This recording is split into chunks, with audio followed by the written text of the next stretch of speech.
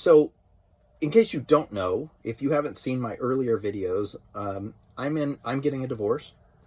It's now November 28th of 2023, and back in late August, my wife told me she doesn't want to be married to me anymore.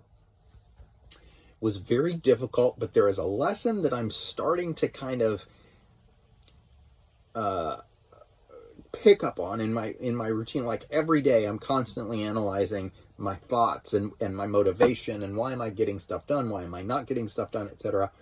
And I kind of grabbed onto or picked up on a thing that was unhealthy. I used to joke about it, but I think there was a problem with me inside of the marriage that wasn't the cause of the marriage, but may have contributed. And it is relying on having to have a partner, a wife, a girlfriend, in my case, wife or girlfriend. Yours may be boyfriend or husband or partner or whatever you want to call them. Relying on that person to be in your life, to be externally identified as your person, your partner, in order for you to feel whole, like you complete me.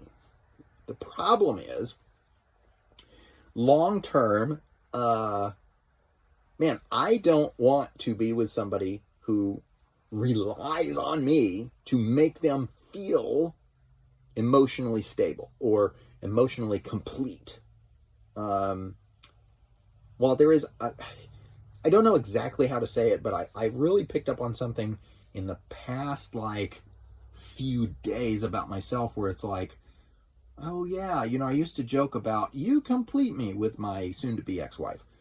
And then it dawned on me that when I was reviewing some of our counseling sessions and the things that I said and the things that I felt through those counseling sessions, that I actually was relying on her to be there to help me emotionally. And I know there's a component there of, like, you say your partner needs to support you in what you're doing, support you when you're going through hard times, that sort of thing. This is not that. This is something different. And I don't have all of the depth of what's going on with me in that in that regard, or to what extent that was. So this is the first benefit of the divorce that I finally found for myself, is I finally am starting to be like, oh, I was uncomfortable. It hurt for a very long time. It hurt for at least 6 weeks, fairly badly emotionally for me, when she said she didn't want to be together. But then I started healing, and I'm like, okay, do I want to date? Do I not want to date? I mean, I'm free to date. We're not a couple anymore, even though our divorce isn't final. I mean, I could go and date people. But I'm like, wait, there's something there. I don't know what it is. And so I was like, no, I don't want to date. No, I've got a bubble of protection. Nobody is going to come in and be all up in my business. I need to just have my space. And so I've got that little hint of, I think you were relying on this person for, in ways that were too much of a burden, too cloudy, too muddy, too yucky. Like, you shouldn't be doing that. You should be an individual. You should be able to stand on your own 2 feet emotionally. And they're like, you have to have, your own cupcake, and they're the frosting on top. They can't be the flour in your cupcake of life, let's say. They just can't.